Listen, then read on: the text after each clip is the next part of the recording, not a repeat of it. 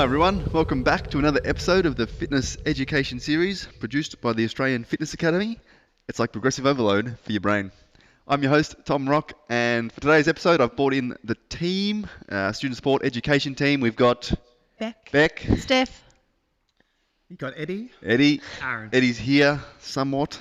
Anyway, he's here, he's tuning in. So I brought the team in, thought it was a good time.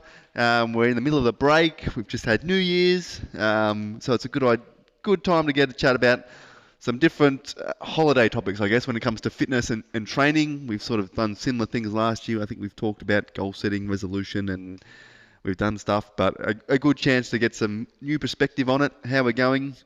So one topic that's sort of come up in-house, we were sort of chatting about. Beck's brought this one to the table. We'll kick it off with feeling guilty about training and nutrition, or missing gym sessions, or getting slightly off track with your diet or nutrition over the break. What strategies to deal with that, or how we should think about that, or what are our thoughts about that? Generally, most people have like a 2-week period where they're just off from work. They've got lots of parties. It's Christmas time, New Year's. What do you do, Beck? Any strategies to think about? I guess, well, my schedule is always definitely a little bit different. Yep. But I still aim to move during that time where I can as well. So if it may be that I'm unable to get my regular gym session in, because of where I might be on holiday too, then it will definitely involve now either going for a run, or including walks as well. So just enabling or making sure that I get some form of movement in, because it makes me feel good, and then I don't also feel as lazy. Yeah, just a little bit of movement. That's a good idea. Don't mind it. Anyone else? Any thoughts? I'm as lazy as hell over that time. Spencer's just like that break. Yeah, pretty much. You can just do that. Some people just do that. It's nothing bad thing to go 2 weeks. I'm going to put my feet up. Good time to let my body recover. All the aches and pains go. Come back fresh, and you're just like, I don't care for 2 weeks. I think mine might be different to everyone else in this room because I have a kid. So if he is not in daycare, he's with us. Pretty hard to be able to fit that stuff in. So it's very early morning or very late at night. Yeah, yep. Honestly, can't be bothered. That's absolutely fair. It is a busy time. But it just half the time doesn't happen. It's probably the minimum steps that I can get in a day. Yep. And that's about it. On the food side of things, though, it's always interesting to see if you're with family, if you're with friends, of people trying to restrict themselves over that time. Yep. And I find that the people that are restricting their food are actually increasing their alcohol. Potentially, yeah. Well, alcohol's another big. I'm not going to eat this fat, but I'm going to have a drink. Yeah, yep. It's like, I won't eat that, but I've had 6 beers and that's fine. When I usually don't have that many beers. Because alcohol, Liquid again, breakfast. Big energy intake. Yeah. Yeah. Thomas, what about you? I generally try to not schedule in, but as long as, sort of similar to Beck, if I can get 1 to 2 resistance sessions in each week, and probably a run, I'll be happy, rather than just sort of the 4 days a week up a lower split. I just sort of know it's going to go out the window. I'm not going to be able to stick to a schedule. So most of the time I'll have an idea of what I'm doing for over the 2-week break, whether it's when parties are and when get-togethers are. So outside of that, schedule probably at least 1 or 2 days a week where I can get in the gym, maybe change to a full body routine for a couple of weeks, just to sort of, I guess it helps me feel good about myself. So when I do go to gatherings, I can still eat a lot of food and think I haven't done nothing. Makes me feel a bit good. But yeah, that'd be sort of what I do. I heard another good idea, or I think in terms of the nutrition thing, is if you are somewhere, like protein's always good, or focus on keep getting your protein in. So there's generally turkeys or hams or whatever they are. Fill up on those. You can still definitely, and that'll probably fill you up rather than dessert comes out and you just go berserk on dessert, which is easy to do. So yeah, get your protein in and focus on that, because that'll keep you full, and then you can have a little dessert at the end for sure. And it's summer, so it's easier to have a piece of protein from the barbecue and then a big nice salad. It's more inviting. Yes, absolutely. So there's still probably lots of healthy options. There'll be all sorts of desserts and cakes and things as well. But yeah, eat the healthy, nutritious stuff as well, and that's always a good help. Eddie, what's your training like over the break? Well, this is probably not spoken about a lot, but I actually like to overload before the holidays. Before going in, yeah. You know, you have a week or two, you're going to have that time off, right? Yep. So I plan my training to really just push it to the limits. Yeah. We're talking about building muscle and strength. Yep. So what I'll notice is my last few weeks of training sessions, my strength starts to go down. Yep. That's a sign of overload Yep. over there. And body's completely sore. Yeah. Feeling very stiff. And I actually find that first week where I'm mostly just socializing, eating. Yep. The food goes to a good place. Yeah. Yep. And of course, you're going to indulge. You might see a bit more belly fat by the end of it. Yep. But I think feeling guilty, if you think about it, it's not really useful. No, That makes sense. That's a very good point. It's already happened. Yep. Now let's get back to work. Yep. As opposed to, oh, it happens. Oh my gosh, let me remind myself that it happens. And then and you just keep going on and on. So, Yep. So overloading is very useful, I find, going into the holidays. Yep. And also try to squeeze in a recreational workout. It doesn't need to be structured or planned. Yep. But it keeps the body moving. Actually, I found in that, for example, when I go back to Perth to visit family, Yep. and if I just go 1 or 2 sessions at the gym, just do whatever I feel like, Yeah. it's a lot better than doing nothing. Yep. The body just, I think going sedentary for like 2 weeks straight, you might be putting yourself in a bit of a hole. Yeah. Coming back is tough. Everyone's got their own goals. Absolutely. But for me, I'm always trying to maintain like a good level of performance. Yep. And I think 2 weeks of sedentary behavior, unfortunately, is too much. Yep. Yeah, no, it is tough. A 2-week break is a lot. But yeah, I think that's a good, overload before you go in. I think it is important not to feel guilty. You don't need to feel guilty. 2 weeks, relax, enjoy yourself. Yep. Plenty of months left of training next year. I think so. Yeah, very good, very good. Good little tactics over there. I think even being realistic about how much time you've got available to train, it also puts you in a good mindset. If you go into the holidays going, I'm going to keep my regular schedule, I'm going to train every day, or I know for myself, I'm setting myself up to kind of feel, in a way, guilty. Or you set yourself up to fail a little bit, don't you? Yep. And that's the same with food. If I'm like, I'm going to be 100% with my food the whole time. No, I'm actually, if I go and enjoy myself, chances are I'm going to find that good balance as well. So I think that's that's a good tip also too. important. Yeah, set yourself up. Don't plan something that's definitely not going to happen. Yeah, yep. Yep. I like it. Next little topic, exercise while traveling. Steph, this was your sort of brought this one to the table, because that can be everyone sort of going all over the place. You're not might not be at home, you might be away. What's your go-to, Steph, in terms of? So if I was going somewhere that it may not be safe just to go out for a run on my own, then if you've got access to a gym for a run, that's obviously a better option. Yep. But often wherever I go, it's safe to go for a run, so that's easy. Just bring your runners and off you go. Yep, running, good option. In summer, I go on holidays near the beach, so I can swim, so that's easy. But it's more about my strength work. I don't have access to a gym and heavy weights, so it's about changing to body weight, but picking the exercises that are challenging under body weight. Yep. And or playgrounds. Because playgrounds, you'll find somewhere to do some sort of a step up or jump onto the step, box jumps. Yep. Monkey bars for pull-ups, chin-ups.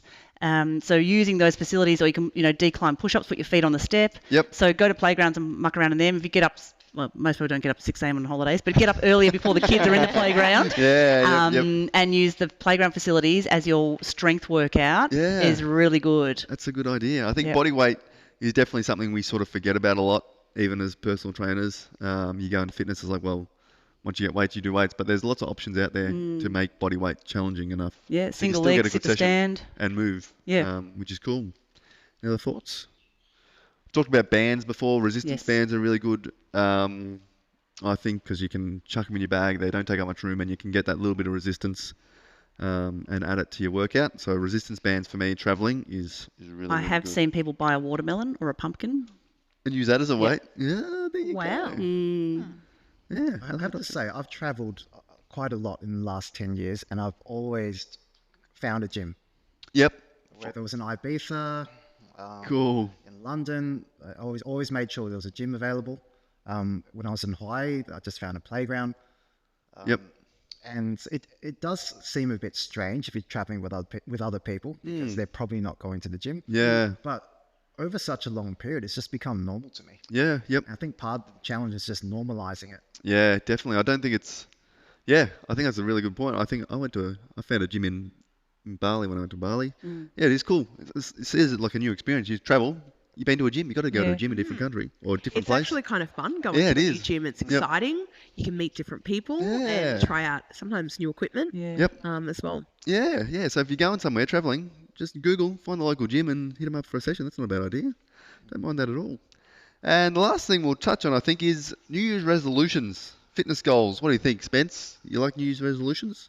No, Spence's not a fan of New Year's resolutions. I'm not. He's I'm a not. fan of them from a PT perspective because that's where a lot of your business for the new year is going to be built Yeah, off. you can get a is lot of people having clients. New Year's resolutions, Yep. but I think the hardest part about them is that is that a January resolution or is it an actual yearly resolution that they have that they're going to stick to? So is it only in their mind in January, but everything returns to normal after Australia Day and they go back to their normal lives? How do you flip that? So I've had them before, but I don't like them because I Don't like know that I never ever stick to them. Yeah, yep, you sort of goes away once you hit Yeah. February. It's sort of It's fresh in the mind. Yep, cool. But again, it's just another time. So have a February resolution instead of a January one. February instead of January. There you go. After the mad rush. Yeah.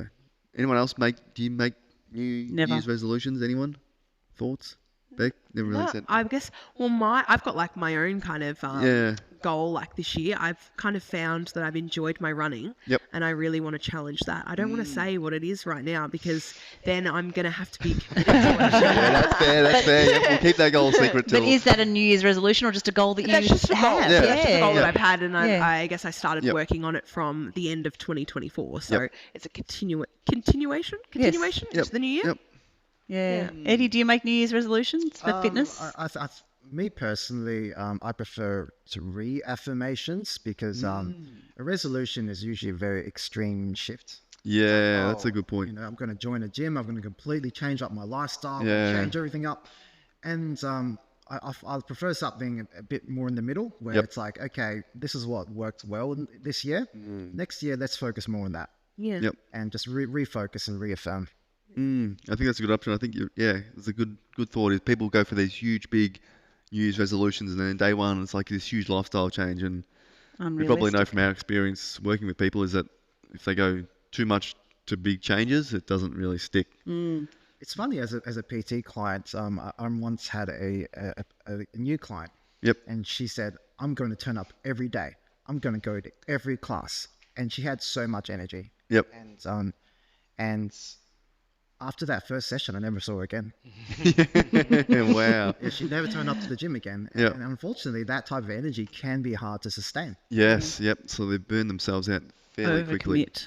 They realise it doesn't The suit. gym memberships are going to spike in January, but the gym cancellations are going to, those inquiries are going to spike in Feb when the people try to go back to normal. Yeah. I think Yep. that it's the change that they need. That's, I guess, PT's jobs to get them in, lock them in, and show them what they actually need to keep that going all year round instead of just that 1 month. Yeah. So what would you change?